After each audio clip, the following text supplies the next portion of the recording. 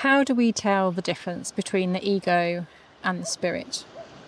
I want to talk to you about how cunning the ego is, how sly, how manipulative, how it's very easy to get misguided by the ego. So how do we stop that from happening? Wow. Your spirit. Your spirit is the key to all of this. Your divine feminine energy enlightens your spirit. And once that happens, you're in connection with your spirit, and your spirit will be able to weave you through the mess of the ego, the mess of the thoughts that the ego creates to confuse you. You see, your thoughts are not you. Your thoughts come from conditionings, come from past experiences, behaviors, outcomes. So it's from the past. Our thoughts also come from the future, things that we're planning, things that we're thinking, things that we worry about, things that we might get anxious about. But your spirit is in the center. Your spirit is in the present moment, and your spirit will never get confused. Your spirit always knows what to do. Your spirit is divinely guiding you at every moment, should you choose to feel and to listen with your heart what to do. So when you're making a decision, your spirit will be there to give you the choice, to give you the decision it makes that's right for you. Your ego will be very quick to jump in and give you its suggestion. And the ego suggestion is very loud, very quick, and will often lead you down the path to making the wrong decision or have an outcome that's not best for you. I'll give you an example. Just today, I was going to pick something up from another part of the town. I'd forgotten that I had said I was going to do this.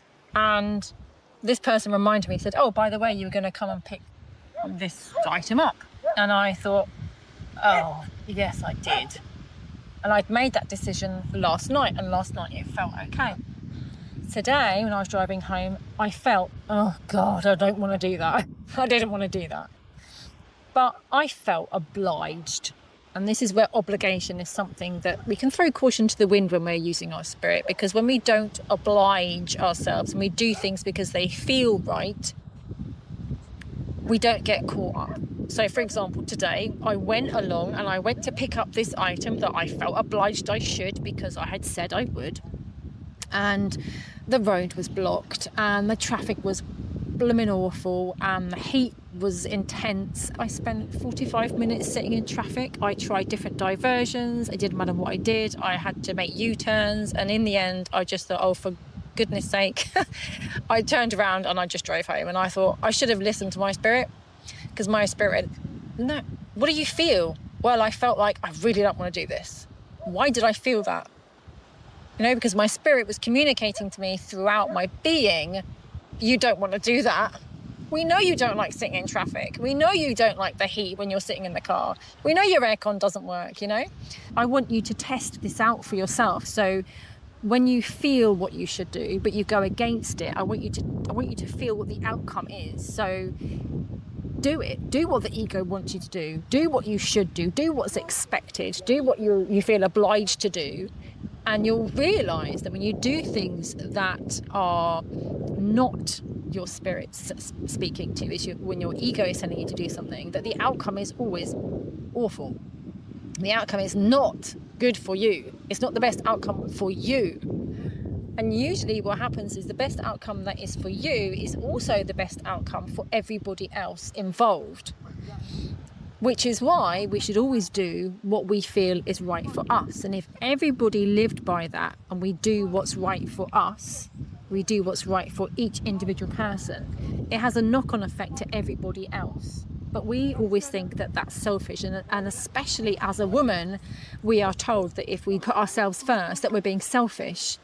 And that's totally not the case. My parents would do things and they would always put the children first, and like you do as a mother, you put your children first. But sometimes what we have to do is remember that we have to put ourselves first in order to help other people. We often forget that. I want you to put yourself first. I want you to feel what you should do in a situation. I want you to feel your whole being I don't want you to just feel in your head. I don't want you to hear the thoughts. I want you to feel in your whole being what it is that you should do when you have to make a decision. Suddenly you'll have a decision to make and you'll think, what do I do? Or you'll think, oh, I don't want to do that, or I should do that, or I ought to do that, or I don't want to do that. You immediately have a reaction, and I want you to observe that reaction, and that will be able to tell you how you're feeling.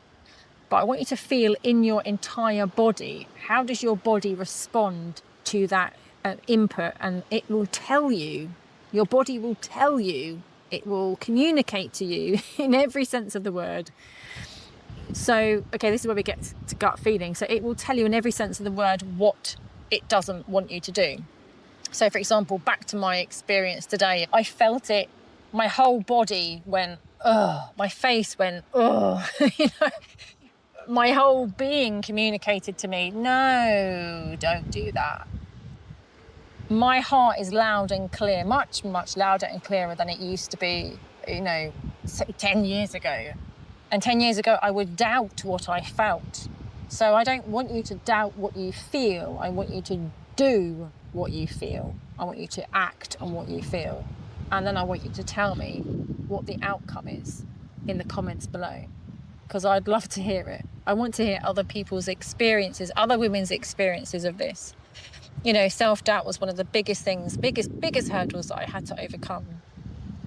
Now I have overcome self-doubt to a point where I just think, oh my God, I need to help everybody else get to this point, because it's excruciatingly painful to not be able to trust yourself and to feel what to do in every situation.